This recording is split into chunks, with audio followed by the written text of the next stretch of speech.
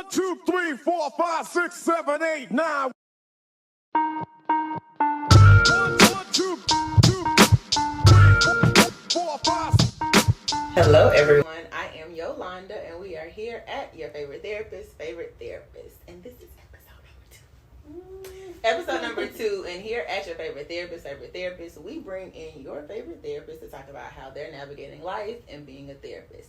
So today, who do we have? We have Jenae or Nay? Which one? Listen, baby, it depends. We gonna see. So, guys, we have Jenae Ingram, and she is the owner and operator of Living Intentionally to Transform. It is a private practice here in Atlanta, Georgia. So I'm going to kind of turn it over to you and let you introduce yourself. Okay, so Jenae Ingram. I, like she said, own Living Intentionally to Transform. It is a virtual private practice. I serve clients in Alabama and Georgia, but based out of Georgia. And so I primarily work with elite athletes, college students, and Christian millennials. That's my jam. They're my babies. That's where we get real raw, we click. And so practice has been open for a while. 2019, I think, is when I launched it. And also moving more into just doing some more of my athletic stuff, tapping into my social work bag. So that's life and career-wise for me right now. How did you, well, obviously I know, you have a love for athletes, but how did you, find your, is it niche or niche? Everybody says it different, but we're going to say niche, right? Okay. How did you find your niche with athletes? Oh, good question. So, always have been into sports. Even, since a kid, I've always been doing something. Gymnastics, track and field, cheerleading, dance, all the things. I was always moving. And so with that, I coached high school sports for 6-7 years, one of them. And just being in that space, again, even if I go back to childhood, my brothers all did sports. My uncles did, it always surrounded by sports. And so there's just always been that natural love for an athlete, and then also living it. It's you really get to see what it feels like. Also to be someone growing up, at times maybe struggling with my own mental health and not really knowing or having that outlet. And so, after while coaching, really seeing firsthand how athletes can struggle. Now I'm an adult and seeing it in the kids, it was okay. They need it. Yeah. They need it. And I'm going to be the one to really extend that hand, to extend that, I got you. Yeah. At the end of the day. Yeah, my girl don't be popping her shit, but she got a whole contract with, is it Georgia State? Georgia Tech. A whole contract with Georgia Tech working with their athletes. That is, I remember when you say Yolanda, I'm emailing all of the colleges in Georgia. When was it, Alabama too? At the time, it was just Georgia, because I wasn't licensed with Alabama yet. Okay. And so I would literally at least twice a year sit and just look up every college that had an athletic department in the state of Georgia and just send cold emails. Hey, this is, my name is Jenae, these are the services I offer. And you, one, get a lot of silence, they don't respond. Or two, they'll respond and be oh, we really, this is so needed, but we don't have the funds. And so when Georgia Tech was oh, you do what? We got less work. I was oh. Finally. But it took a while. So I always tell people, you really have to be patient, but you also got to do that deep work of, you got to grind it out. I promise you, I ain't even going to hold you. When you was I emailed all the schools. I was this girl look crazy. Literally. And it wasn't no BCC where I'm going to just blind copy everybody one email. No, I was sitting personalizing to each person. It was a lot, but it paid off. Good shit. So. Good shit, because it definitely paid off. Yeah.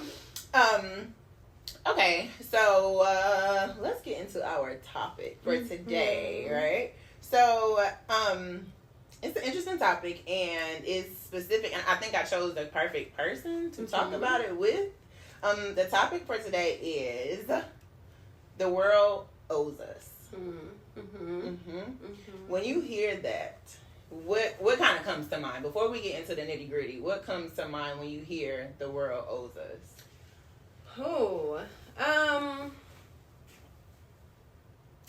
That's, I would say, so actually, I don't know. Does the world owe me? Oh, okay. Right? Mm-hmm. And so I say that because on one hand, I feel like a lot was taken from me. But then, and I ain't gonna go spiritual, but I think for me sometimes You can go it'd be spiritual. like, I cuss, but I love the Lord too. You I know love that. him, okay? And so sometimes I'd be like, does God owe me? Mm. And I think for my situation, I would feel different if maybe I felt like the world took my dad. Mm. But it was really just his own illness. He had epilepsy. And so for me, it'd be like, sometimes I feel like it would have been easier to wrestle with if the world took my dad. Mm. But they did. Mm-hmm. Mm-hmm. So for context, guys, this has been a topic that I've had on my mind far before even creating a podcast, because I was this angry little girl, and if I'm being honest, I'm this angry 35-year-old that kind of does feel like the world owes me. And so I said earlier that I thought Jenae was one of the best people to bring on, because we both lost our parents at a young age. I lost my mom days after my first birthday. A month. After you were I was born. A month, yeah. A right. month old. Mm-hmm. And she and I have had conversations on, navigating our deceased parents. And I can be honest and say that I feel like the world does owe me, because while the world didn't take yours, the world took mine. Right? And I don't think that I processed it until I became grown. Right? I'll never forget, y'all. I woke up on my 26th birthday. As we were talking before the pod, I was boohoo crying. Right? I was boohoo crying. And my sister, Mina, was at my house. And girl, she don't pay no attention to my tears. But for whatever reason this year, she was like, "What's wrong, Londa?" And I'm like, "You." And everyone knows I'm this overachiever and all the things. And she said, do you just kind of feel like things aren't moving right now? Because, oh my gosh, I think at the time I had quit defects, and I didn't tell anybody that I didn't tell anybody what I was making, because I was broke. Oh my God, that was the night we went to the club. Girl, I done swung on somebody. I was like, the night I'm tracking. Oh my God, I was so angry. Oh gosh. Okay, anyway. So she kind of asked me what the tears were about, whatever. And what we got to, she said, "Londa, I think my sister bought her first house when she was 24. She said, and at the time, if I was 26, Mina was 36. And I think maybe she had just closed on the house. So I'm saying all this to say, she was like, success doesn't come as often as it did, right? Like, in high school, it's like high school, and I go to college, and I graduate from college, so it was like things were back to back. And so I'm saying all this to say, I think when life slowed down for me, that's when I felt the loss a little bit more, right? Because I wasn't moving and grooving, and life became real. At 26, it's like, oh, okay, I need to start aggressively, saving in or contributing to my 401k, and or not, right? Or I need to do all of these things. And so I think that's when I really, really started to feel the loss. And I just think where my life was at the time, I just was angry at everyone, because there was no specific person that I felt like I could lean on. Yeah, or put that anger on. You understand what I'm saying? So yeah, I think at 26 is when I felt like everyone owed me. And surprisingly enough, that's when I started going to therapy. Because how do I process this? Who am I supposed to be angry with? And I was angry for so many things, right? Like, I'm a woman navigating womanhood without the woman that put me here, right? Dating, I felt like insecure dating, because it's like, oh dang, you ain't got your mama, like, dang, like, I don't know, like, see, I feel it from the other side with dating. Like, I have but also my mama is not really like, oh, Tommy, let's talk about it. Like, what's that? Yeah. She not it. You know, my godmom, love my godmama down, but she also my mom was not the most like emotional. Like, oh, let's talk about it. My mom was like nurturing. I think is the word. Nurturing. She's not. Yeah, she's like, what you crying for, Jenae? Come on. Yeah. I'm like, you know what? Never mind, Mom. Don't even worry about it. And so for me in dating, it was that yearning to have that male like, Dad, like this is what's happening, or Dad, what do I do here? Or this is how I'm feeling, and it will be like, no, you're going to sit on the bathroom floor and you're going to cry it out. And you're going to scream because you miss him and you wish he was here for you to lay and curl up in his lap and tell him about, but he not. So. I will never forget in college, this girl, like Mother's Day is really, really tough for me, as I can imagine Father's Day being for you. And the girl, like, said something like, well, I mean, and I remember the girl, I ain't even gonna say her name, but she was just like, I mean, like, but you didn't meet your mom, so like how do you miss her? And I think at the time I didn't have the language to communicate void. You understand what I'm saying? And I was just like, I was so angry, and I'm like, I kind of want to smack you for saying that, because that was so insensitive. But obviously I didn't want to get kicked out of school. Jenae's like, well, I made it through. I graduated. Yeah, she used to be a firecracker, but I love her down. But anyway, yeah, when she said that, I was just like, dang, like, I don't even know if I had the language to communicate insensitive, right? I just knew that primary emotion, anger, right? And so I'm saying that to say, have you ever felt like this, not guilt, but discomfort with missing someone that you never really met?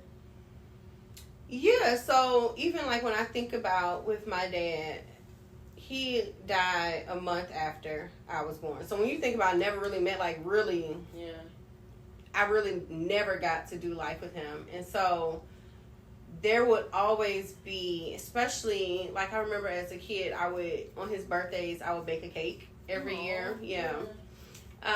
And so it would be like all these ways of trying to like honor him, but at the same time, it is weird because it's like, Jenae, you don't even know him. Like, I don't know his voice. I don't know what he smelled like. I don't know what he walked like. I know nothing. But there is still this like, but I miss him. But what do you miss? I don't know. But I miss him. Yeah. And that is weird to wrestle with sometimes. Like, how do you mourn or even yearn for something that you've never known? But you do. It's almost like a natural, like, I ain't know him, but I know he's supposed to be here. And I know he's not. I think that's the yearning for me. Yeah. Like, no, I didn't know her, but I know that when she created me or he created you, the intention wasn't to leave us behind. Yeah. My grandmom says that all the time. She was like, I don't know what force or why God needed him so bad, but it had to have been something because he would have never left you willingly. Yeah. And so that throughout my life has always provided a sense of comfort of like, I don't know. Right? And that's why I say sometimes I wrestle with God. Like, man, God, we got to talk when I get up there. Yeah. Because. Well, don't go up there no time soon. No time soon. Right. No but, time soon. You know, when you come home and you come bring all your children back to you, we got to talk. Because why you do that to me? Yeah.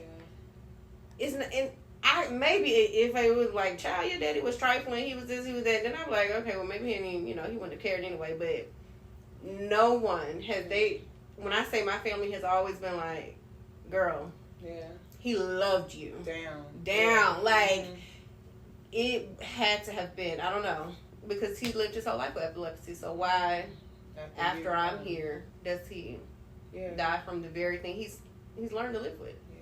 I don't know. Yeah. So I'm in this space right now, today, May 18th, Sunday at the time that it is. I'm in this place where I kind of bounce back and forth with my anger with God and my anger with my mom.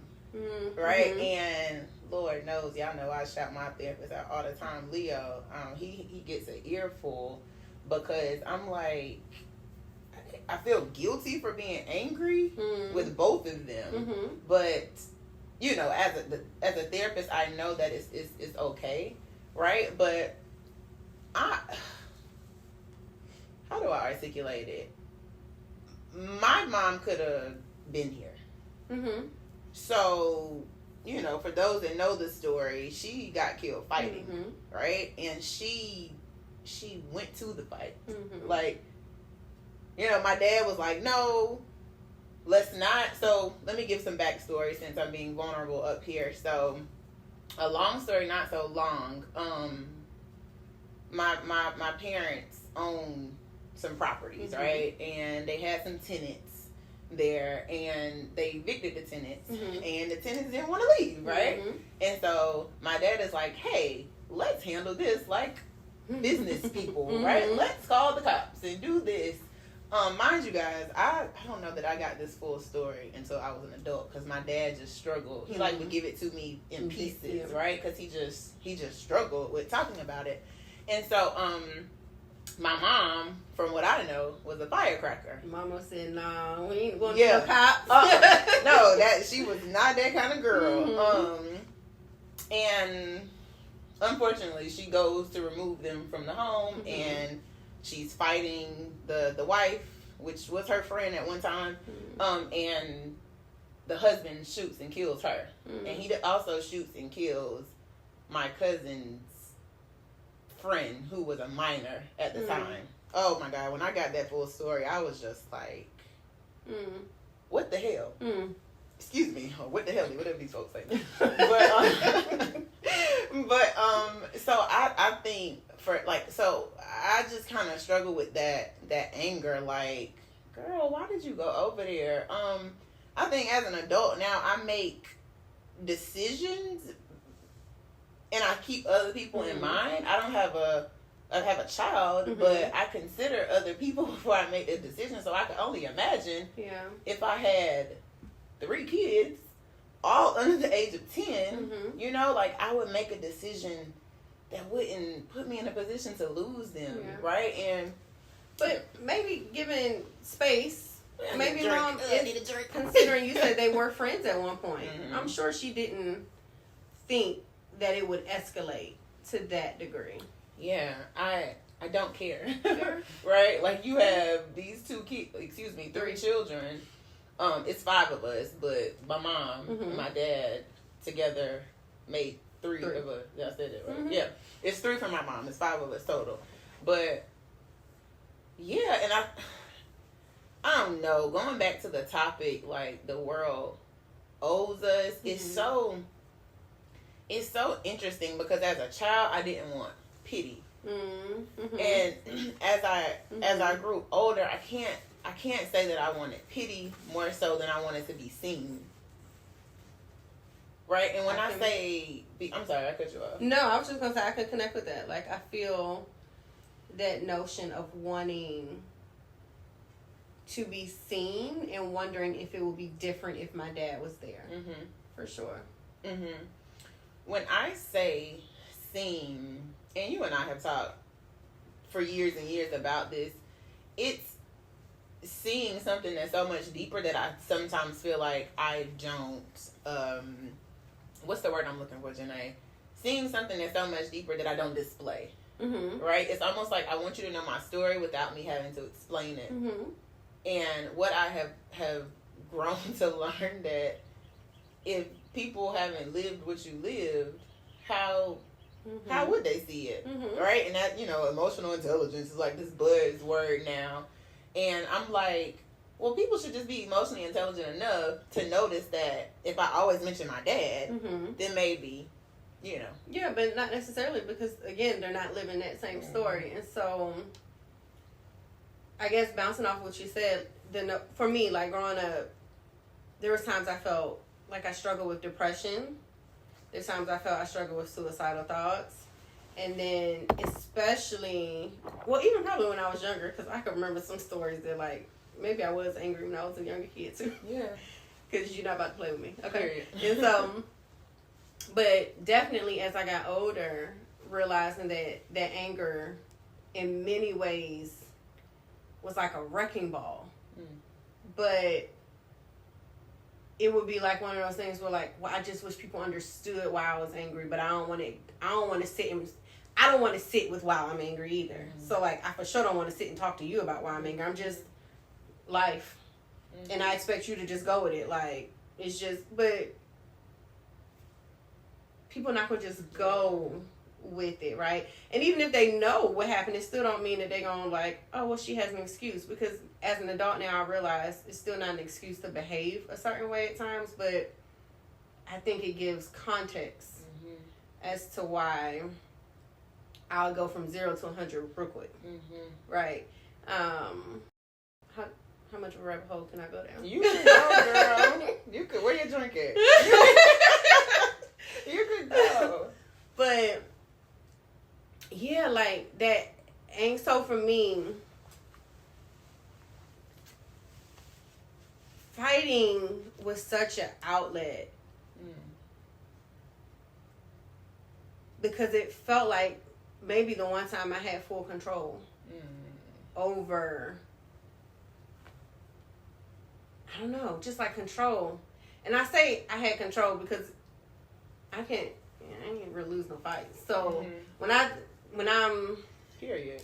I mean, period. I was sitting here trying to think like, did I lose my? I ain't really lose my fight. So my girl said she's 20. And so that like.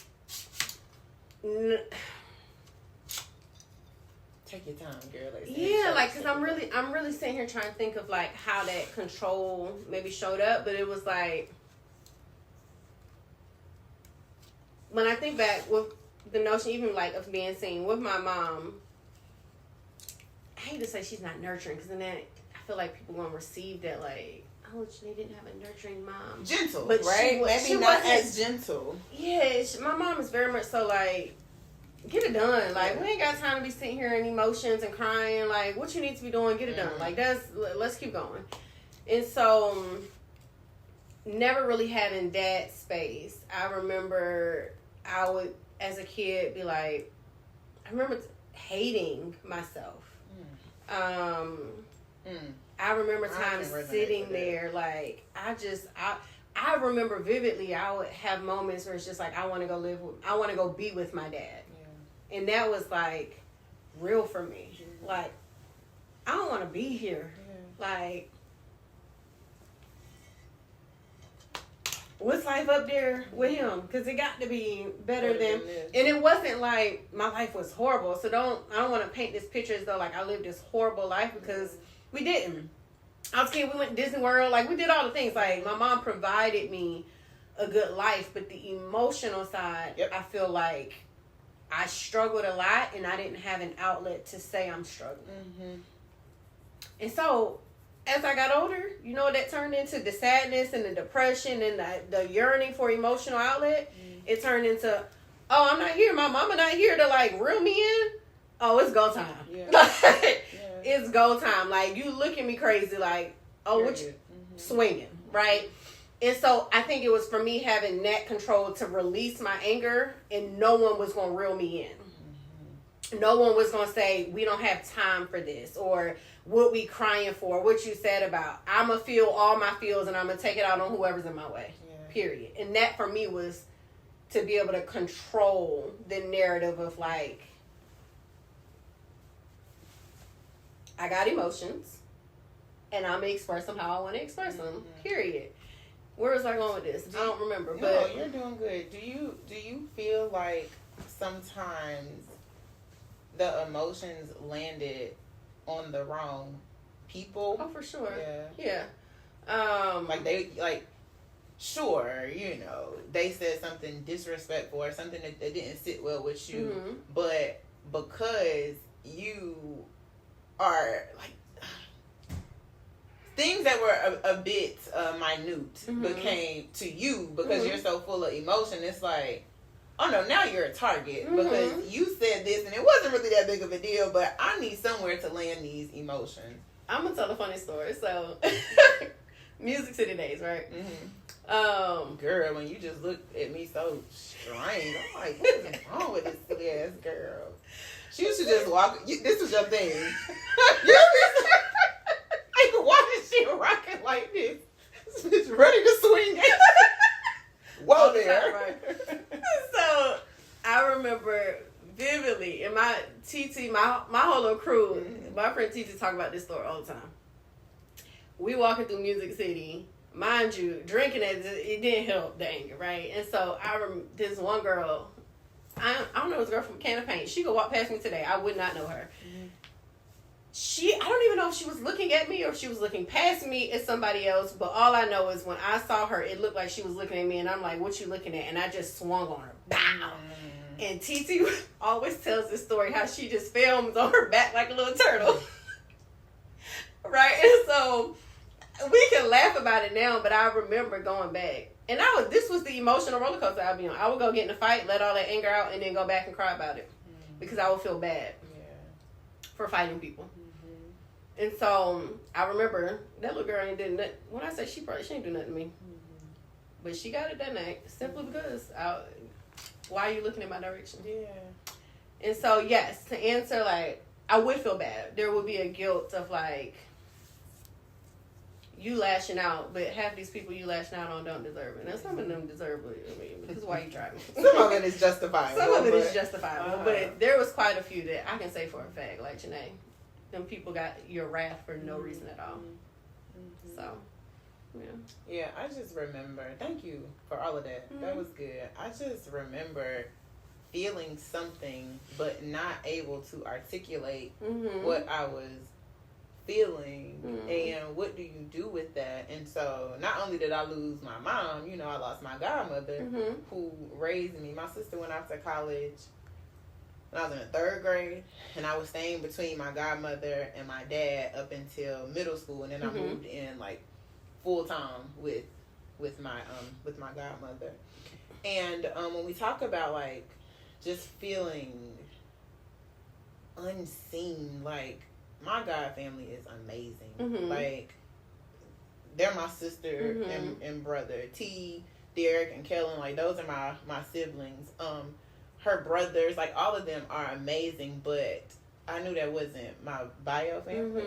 And I grew up in a small town, right? And so, I would go out and it's like, well, who is this? And it's just like, first of all, y'all know who I am. Y'all know I'm Rob's daughter, right? And so now there's this conversation around, I kind of feel adopted. You know what I'm saying? And my godmom protected me so much every time someone would say something. It'd be like, no, this is my baby. This is my baby. And I knew what it was, but it just, so that made me feel seen, but also unseen, because how dare you be an adult and not be sensitive enough to mind your words and how it may affect this little girl, right? And so I think, my whole childhood, I just kind of felt like out of place, because I knew that I was different, right? I knew that my dad was bringing me to field day, and my dad was bringing me to the first day of school, and then it switched to this lady, because my godmom, I started saying my godmom because she knew that I was going off, she knew Mina was going off to college, my sister, and she stopped by, and everybody in town knew our story. And she stopped by and said, Rob is my dad, I'll do Yolanda's hair. And that's how I started saying with my grandma. Because my daddy did not play about his head being done. To this day, my dad, I remember when I locked my hair, he said, what is that in your head? Love daddy. Girl, he's so annoying. He said, what is that in your head? I said, it's locks. He talking about, well, you need to unlock it. But anyway, so yeah. I just felt like I just knew that I was the different little girl. And while yours came out by way of fighting, as a child, mine looked a lot like overachieving. So you could see my success and not my story. You understand what I'm saying? I started working when I was 14. Me too, actually. Packing corn. Putting corn in a damn bin, and right? 15, but yeah. Like, my godmom, like, I couldn't bring home more than one B, right? I was this top athlete, and, I worked on my athletics year round, right? She put me in everything, and you know, if I didn't do well, I would beat myself up. You understand what I'm saying? Because I wanted you to see my success and not my story. I'm going to say to the and I'm wondering if for us that was as a child, back to that notion of like having something to control. I couldn't control him leaving, but I can. When I say overachiever, always my mama, listen, you bring a B home, you can do better than this. I don't want to see this no more, right? So academically excelled all throughout life. I think I probably got perfect attendance most years. Yeah, I definitely had perfect attendance. Like, what you're not sick, like hospital sick, you're going to school. But then wait, sports. I always felt like we were so lame going up there to get the perfect attendance award. I'm like, this shit lame. Like, I'm about to skip school. Yeah, I wasn't a kid that skipped like at all. But and it's funny because just in this moment it kind of clicked how that same behavior for me showing up in adulthood. But as a kid, like academically excelled, did all the sports, worked like in church, okay, choir, usher board, dance team. Let me interject. We was in church so much, y'all. We used to clean the church, okay? We had to, vacuum. My godmama and gave us $5. Now I'm like, she know damn well she. Where's the labor laws? I know some of being broke. And we went to this store. It was called Charity Store, and I would get me some Sour Power Shows. My little $5 would be gone. But I'm sorry. Go ahead. No, it's just when I think about it, like I stayed so busy. Even if you look at, I have two brothers. Neither one of them were as busy as I was, but I stayed busy. And my mom would even say, like, do they have a different dad? Yeah. Okay. But my mom will always say, if Jenae's not the kid, you have to motivate or push to do something. She's gonna go find it and bring it to me, like, hey mom, this is what I want to do. And then she was just always like, okay, cool, look great, let's do it. But I'm wondering if that was even a mechanism for me to like not have to sit in sadness and depression and all the emotions that was there on the back end. I stayed so busy, I never had to. Yeah, possibly, not consciously. Of course, that's why they say children are the most resilient, right? When they suffer a loss, again, what I was saying earlier, how when you're in grade school, you got all of these accomplishments, so there's so much to focus on as a kid. So you're not hyper focused on this loss consciously, right? But subconsciously, all the stuff I was doing. Yeah, I read off a list and still ain't mentioned everything. Yeah, so yeah, I just wanted people to just see my success and not my story. Even into adulthood, girl, I wouldn't even mention to guys that I was dating that my mom had passed. I remember when I first moved down here in 2000 I graduated Winston in 2011. So it was homecoming 2011. The guy that I was dating at the time, oh god, he was so annoying. He was like, hey babe, that's how he would talk. And I would feel like, where are you from? Like, I guess I wasn't, used to so many different cultures back then. I mean, he was like, what's up, babe? Like, anyway, I had went to homecoming and, he just kind of called to check in and he was like, where you at? What you doing? I was like, oh, I'm in North Carolina, blah, blah, blah, blah. And he and I had been dating well over 6 months, right? He was like, oh, you going down there to see your mom? And I was like, oh, fuck off my phone. Right? And this particular guy was like, oh, I love you. And I kept saying to him, I kept saying to him, I said, you don't know me to love me. Like, you don't know me to love me. And he was like, no, I just know that I love you. Just all of this shit. He didn't love me. He was crazy.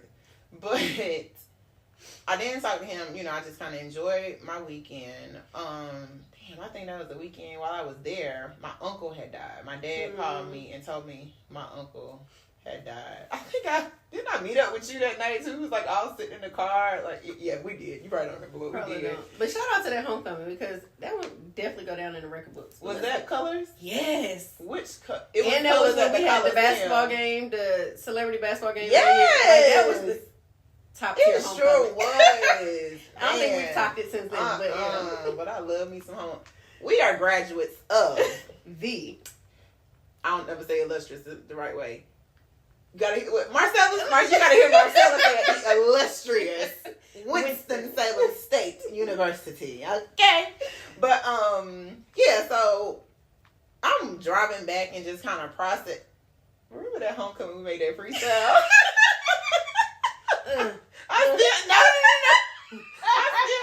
still got that freestyle in my phone. But anyway, I'm coming back and I'm just processing him asking me that, and I was just like, part of that is you, Yolanda. Mm-hmm. You hadn't communicated to this man that your mom had transitioned. So I think it was quite natural, going back to people who aren't living your reality, I think it's just quite natural for him to ask, well, you're from North Carolina, are you going to see your mom? But then I was like, but I always talk about my daddy, so why he ain't say, at minimum, why didn't he say your godmom? Mm-hmm. You know what I'm saying? Because I made it very clear that it was my godmother, right? So, yeah, girl. Yeah, it's been a journey, and I think it's still a journey, and for me, I have a lot of insecurities around becoming a mom. Mm-hmm. And this is going back to, I just kind of feel like the world owes me, because I'm supposed to have somebody here to show me how to be a mom, right? And if I fail, who do I blame? Because I'm going to be a mom. I'm 35 and I ain't got no kids. I'm going to be a mom. But, like, who am I supposed to, you know, like, I don't know. It's so complex. You know what I'm saying? But I don't know. What are you thinking? What are you feeling? I would say, even from the perspective of motherhood. So I'm a new mom, right? Very new to it. But with losing a parent as a child, my anxiety is so high anytime I have to leave her. Because there's always this fear in the background of her growing up without me. Or her dad, right? And so I remember even, like, my best friend, they was doing a surprise party for him. And so, like, yeah, I'm going to be there, right? I'm going to fly in. When I say less than 24 hours, I was in and out. Like, I'm going to show up for you, but I'm gone. But leading up to that, I was literally having, like, little panic attacks. Because there was this, if I go, the plane gonna crash, or I'm gonna get in a car driving and I'm gonna get in an accident and die. And it was just always this fear of dying that I couldn't shake it. Like, it was almost paralyzed until one day it was like, Jenae, you know the Lord, get in your word. And I just started reading. And I started reading scripture. And that's finally when it was almost like, all right, you could breathe a little bit. Like, we gonna go. We still scared, but we gonna go and we gonna be okay. But that, losing a parent so young, there is a reality that I don't know other people sit with, of like, it is a real possibility that I can die and my child will grow up without a parent. And I know that because I lived it. Yeah, and I know what it feels like. And I don't want that for her. That's what I mean. It's hard. That's what I mean by the world owing us. I get emotional. Yeah. That's what I mean by the world owing us, because you just don't know what they don't know. Yeah. You know, the oh my God, the mental struggle, the emotional struggle of just that. Yeah. You know, and I feel like that's what I mean by, like, wanting to be seen and just wanting to understand, because I think people can pass judgment on how we handle situations. And I'm not saying that, you know, as a grown-ass adult, that we can blame everything on our dead parents, but I'm sorry, my emotional struggles look a lot fucking different from yours, and it's not saying that yours are less important or hold, you know, less weight. It's just our shit is different. It's different. And people don't understand it unless they live it, and that's just the truth. Yeah. People are like, yeah, but I'm not close with my dad. Yeah, but you can pick up the phone and call him if it really came down to it, right? Or if you don't want to call him, you at least know he's alive somewhere. Yeah. So if she's roaming, you know what? I think it's the permanency of it all. Think about, like, I don't know that I've ever dealt with this, but or maybe when my uncle just passed away. He passed away last. Oh, this is terrible. Maybe last year around this time. Mm-hmm. We in May. Yeah, last year around this time was his funeral. And we didn't have a terrible relationship, but I would have liked for it to be a little bit better than what it was before he passed away. So I'm saying that to say it's the permanency of it all, right? I think some people, like, they lose a friend or whoever, and it's like, fuck, man, I can't repair it, right? So that person who doesn't have a tight-knit relationship with their parent, but they still know that he's in another state and I can access him, it's not permanent. You know what I'm saying? Like, you always have time and space to get it right. If you want to, right? Or if opportunity allows, but when you just don't have that, it hits different. I couldn't fix anything if I wanted to. Right. I got a question. Okay. Do y'all feel like people that have deadbeat parents that they haven't seen or haven't been in their life have the same struggles as losing a parent? Oh God, I didn't know you was going there. Do we feel like you want to go first? Or you want me to go? So I feel like it's a little different. I feel like the anger, all the emotion is still there. I think it's directed oftentimes at the parent, though, when your parent is a deadbeat. I'm angry at you because you're choosing not to be here. You're choosing not to support me, not to show up for me. So I'm pissed off at you. Yeah. When your parent is just, they dead and gone, who I'm angry at.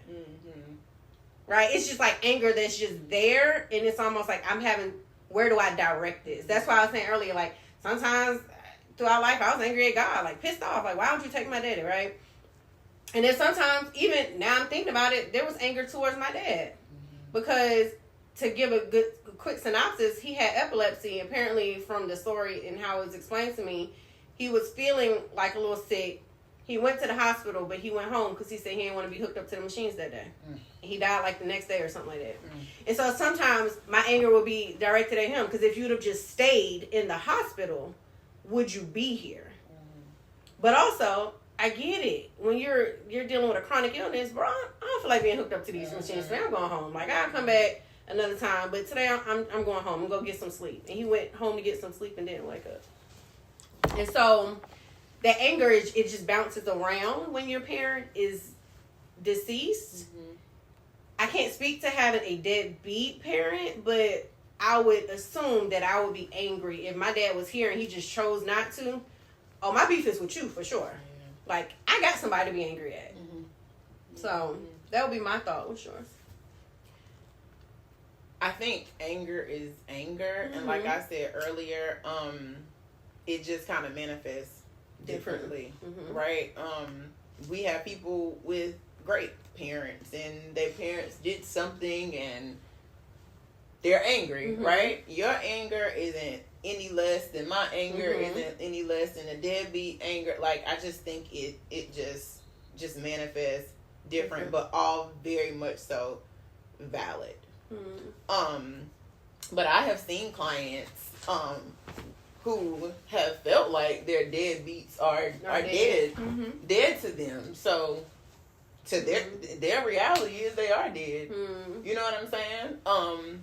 I think, for like you were saying earlier, and like I was saying, they aren't dead, right? There's still space and opportunity, whether that be the deadbeat get it right, whether that be you have forgiveness in your heart to allow them in.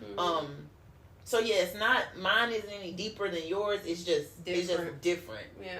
And I just want people to see that and have some level of sensitivity for that, because I just think in our situations when we lost them so early, like we don't know what they smell like. We don't know anything. They try to minimize our feelings, and I don't like that. I don't know if I want to share this, but fuck it, I'm gonna say it. Last Mother's Day, you know what? I'm gonna save it for the next episode. Okay. Before we close this one out, right? I have a question, right? Tell me one thing that you admire about yourself. I'm gonna have to say, and I know it sounds cliche because everybody probably say, but like I really do feel like I'm resilient. Mm-hmm. Like there's nothing that's gonna stop me. Mm-hmm. I might be beat down emotionally, broken, and I'm gonna feel it, and I might even sit in it for a little bit. Mm-hmm. But there is nothing that will stop me from going after whatever it is I have set my mind to. Once I've said it, that's it. And I'm also, I feel like that resilience also shows up in the fact that, like, you're not going to break me, period. Right? And so, and I can think of some times in some ways when maybe people felt like they was going to try. Baby, you're not going to break me. You think that their goal was to break you? To a degree. Wow. I would like to hear more about that. But it's not going to happen. Yeah. That's just the reality of the situation. So I'm very much so the type of person, you back me into a corner, I'm going to start swinging. Mm-hmm. And where it land is where it land. Yeah. But don't ever try to back me into a corner and think I'm going to just like surrender. Yeah. It's not going to happen. Yeah. So resilience, whether it's me going after something, whether it's just me continuing to show up in life when I just feel like life is just not showing up for me, I'm always going to keep fighting, period. Love it. Yeah. Love it. I would just like to say, I was saying period, or we were saying period before the City Girls. Way before. Okay. Because I say that thing all the time. City, period. Thank you for that. I think what I admire about myself is I am just resourceful. Mm-hmm. And I'm so humble with it. I don't care who you are. Mm-hmm. I will reach out to you and ask you. I will ask you the dumbest question. Mm-hmm. You understand what I'm saying? I lean on anyone, and I think I've networked my way to success. My brains, for sure, and my hard work. But I'll DM Tyler Perry. I don't care. Mm-hmm. What's the worst that can happen? You say no, and I'm in the same place that I am, and I think that's what I admire about myself. Like, can I say I also admire that about you? Oh, thank you. Because I'm the opposite. I'm going to sit here in the dirt and figure it out. Yeah. And won't ask nobody. But that's also sometimes my downfall. Because it takes me a lot longer to figure stuff out or to get places because I won't ask for help. Yeah, I don't care. I'm going to ask. Y'all can't see the person behind the camera. Butter, right? We was in the gym one day and I had came across her Instagram and I just walked up to her and I was like, hey, I saw your Instagram. She does a podcast. So I was like, hey, I saw your Instagram. Who does your production? She was like, me. I was like, oh, can I have your number? I hope it's not creepy, but and so yeah, I don't care. Like it doesn't. I don't know. And I was reflecting on that the other day and I was just like, you was a bad mamma jamma girl. You don't care. You gonna ask somebody and that's what it is. Yeah. But yeah, I think there's more to chat about. I have a few questions since we've kind of processed things, right? Some questions that I feel like maybe other people who are struggling and feeling like the world owes them, I feel like they would benefit from. So it's gonna be on next episode. Fair enough. All right. Thank you for coming. Well, you're gonna be back. But yeah, thank you so much for coming. Thank you. Bye y'all. See you soon.